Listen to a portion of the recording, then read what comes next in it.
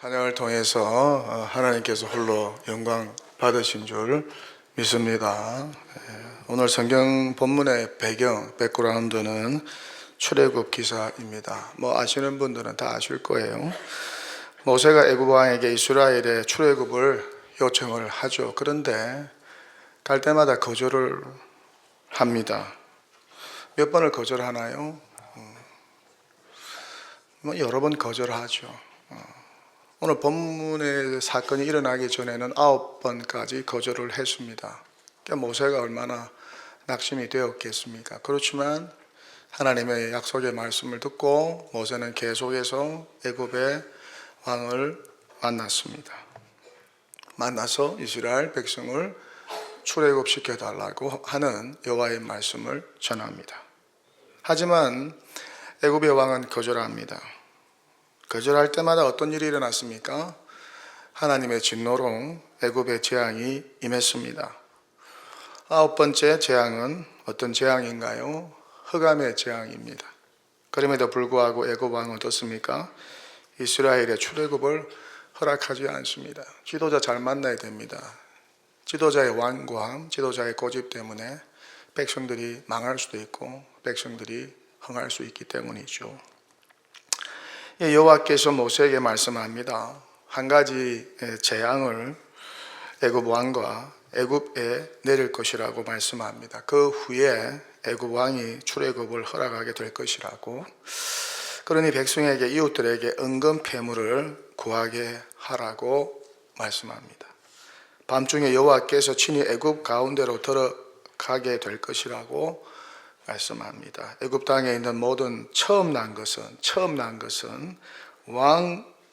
왕으로부터, 앉아있는 애굽 왕의 장자로부터 모든 가축의 처음 난 것까지 다 죽게 될 것이라고 말씀합니다. 이후 어떻습니까? 애굽 온 땅에 전무후무한 큰 애국이 찾아왔습니다. 하지만 이스라엘 자손에게는 어떻습니까? 사람과 짐승을 여호와께서 보호해 주실 것이라고, 그 죽음의 재앙에서 보호해 주실 것이라고, 그렇게 애굽 사람과 이스라엘 사이를 여호와께서 구별하실 것이라고, 분리시키실 것이라고, 이 왕의 신하가 모세에게 절하게 될 것이라고, 속히 이스라엘 백성을 데리고 출애굽을 하라고 그렇게 당부하게 될 것이라고 말씀합니다. 그러면서 여호와께서 모세와 아론에게 유월절을 준비하라고 하죠. 유월절을 준비하라. 유월의 뜻은 여러분이 잘 아는 것처럼 뛰어넘다, 또 넘어가다 그런 뜻입니다. 영어로는 pass over라고 하죠. 그래서 유월절을 영어로는 뛰어넘다, 담을 넘어가다는 의미의 pass over라고 대문자로 그렇게 사용을 하고 있습니다. 무엇이겠습니까? 애굽에 임한 죽음의 재앙이 이스라엘 가정들의 집은 pass over, 뛰어넘게 될 것이다. 그 재앙에서 죽지 않고 구원받고 건짐을 받게 될 것이다 는 그런 말씀이겠죠. 이렇게 말씀하면서 여호와께서 모세와 아론에게 이스라엘 백성들이 유월절을 준비하라 그렇게 전합니다. 이달 열흘에 각자가 어린 양을 취하도록 하라. 가족대로 식구를 위하여 어린 양을 취하게 하라. 잡으라는 말이죠. 어린 양에 대하여 식구가 너무 적으면은 그 집의 이웃과 함께 사람 수를 따라서 하나를 취하게 하라. 한 마리를 잡으라. 각 사람이 먹을 수 있는 분량에 따라서 어린 양을 취하라. 계산하라.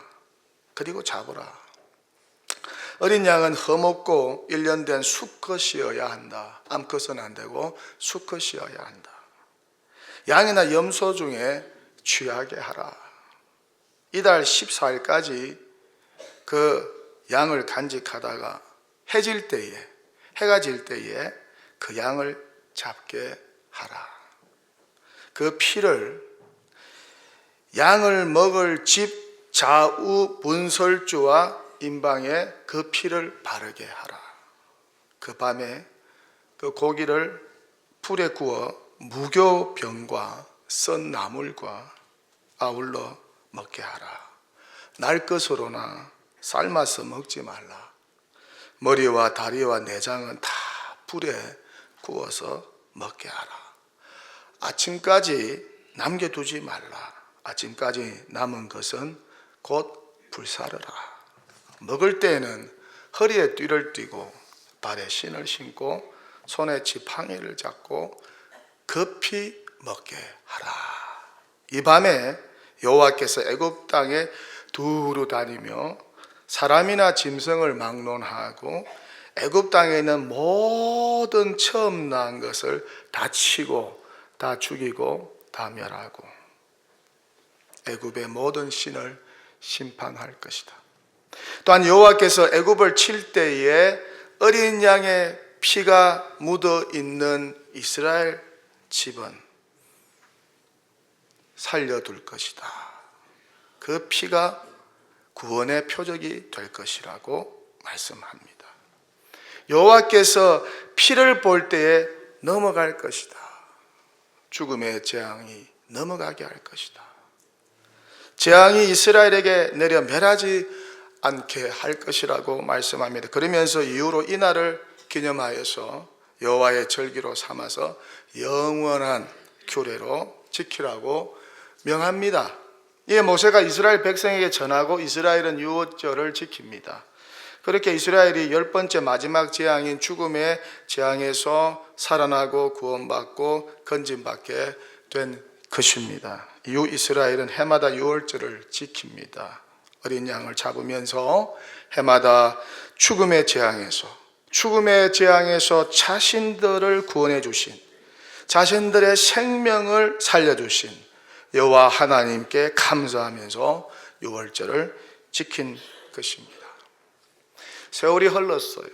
오랜 세월 후에 기원전 8세기에 활동한 이사야 선지자는 고난받는 메시아가 도래할 것을 예언합니다. 유월절 어린 양처럼 인류의 죗값을 대신 짊어짐으로 영원한 멸망에서 인류를 구원한 메시아, 십자가에서 피를 흘림으로 인류에게 죄사함의 길을 열어줄 그 메시아가 도래할 것이라고 예언합니다. 저와 여러분이 잘 아는 말씀입니다. 같이 한번 읽어보실래요? 그는 실로 우리의 질고를 지고 우리의 슬픔을 당하였거늘 우리는 생각하기를 그는 징벌을 받아 하나님께 맞으며 고난을 당한다 하였노라. 그가 찔림은 우리의 허물 때문이요 그가 상함은 우리의 죄악 때문이라. 그가 징계를 받음으로 우리는 평화를 누리고 그가 채찍에 맞음으로 우리는 나음을 받았도다. 우리는 다 양 같아서 그릇 행하여 각기 제 길로 갔거늘 여호와께서는 우리 모두의 죄악을 그에게 담당시키셨도다. 메시아에게 담당시키셨도다. 고난받는 종 메시아에게 우리 모두의 죄악을 담당시키셨도다. 그렇게 말씀하고 있습니다. 이후 또 오랜 세월이 흘렀습니다. 지금으로부터 약 2000년 전입니다. 로마가 이스라엘을 통치할 때입니다. 팍스 로마나 로마가 온 세계를 통치할 때였습니다. 여전히 죄로 인하여 온 인류는 죽음의 재앙에 직면하고 있었습니다. 죄의 문제를 완전하게 해결하지 못했습니다. 죄의 속박과 굴레 속에 빠져서 인간은 고통하며 방황하며 살았습니다. 어둠과 절망 가운데 있었습니다. 그 죽음은 육신의 죽음일 뿐만 아니라 영원한 죽음이었습니다. 영혼까지 죽는 둘째 사망까지 포함된 영원한 죽음이었어요. 그런데 하나님이 세상을 사랑하여 하나님의 독생자를 통해 이 영원한 죽음의 재앙에서 자기 백성을 구원하기로 작정하셨다는 것입니다. 예, 마태복음은 하나님의 독생자로 이 땅에 오신 예수의 탄생에 대해서 이렇게 기록하고 있습니다. 아들을 낳으리니 이름을 예수라 하라. 이는 그가 자기 백성을 그들의 죄에서 구원할 자이심이라 하니라. 그래서 하나님의 어린 양, 인류 구원을 위한 유월절 어린 양, 영원한 죽음에서 인류를 구원하기 위한 유월절 어린 양으로 하나님의 독생자 예수 그리스도가 이 땅에 탄생하게 된 것입니다. 이분이 바로 누구입니까? 하나님의 독생자 예수 그리스도인 줄 믿습니다. 하나님이 인류 속죄를 위해 이 땅에 보내신 완전한 유월절 어린 양, 이 누구라는 것입니까? 십자가에 저와 여러분을 대신하여 피 흘려 돌아가신 하나님의 독생자 예수 그리스도라는 것입니다. 그래서 세례 요한은 하나님을 통해 이 사실을 알고 세례 받으러 오시는 예수님을 향하여 이렇게 외친 것입니다. 보라, 세상 죄를 지고 가는 하나님의 어린 양이로다. 하나님이 인류 구원을 위하여 인류를 죄 가운데 건지기 위하여 보내신 어린 양이로다. 그가 바로 예수 그리스도라고 선포한 것입니다. 그렇게 그의 유월절에 예수님이 인류 구원을 위한 유월절 어린 양이 되어주셨어요. 그렇게 십자가에 매달려 죽어주셨어요. 인류 구원을 위한 속죄의 제물이 되어주시고 화목의 제물이 되어주셨어요. 자기 백성의 죄를 대신하여 십자가에서 담당해 주시고 죄의 문제를 해결해 주셨어요. 일로 예수 믿는 자는 예수를 구원자로, 죄에서 건질 구원자로 믿는 자는 하나님의 진노와 하나님의 심판과 하나님의 저주에서 구원받게 되는 줄 믿습니다. 죽음의 재앙이 넘어가게 되는 줄 믿습니다. 영원한 죽음의 재앙에서 구원받아 천국 영생을 소유하게 되는 줄 믿습니다. 하나님의 자녀가 되는 특권을 얻게 되는 줄 믿습니다. 그리스도의 피가 심령의 문에 발라져 있는 자마다 이런 신령한 복과 구원을 받게 되는 줄 믿습니다. 이 사역이 얼마나 고맙고 귀한지 몰라요. 정말 평생 잊지 못할 은혜인 것입니다. 평생 기억해야 할 감사의 이유인 것이죠.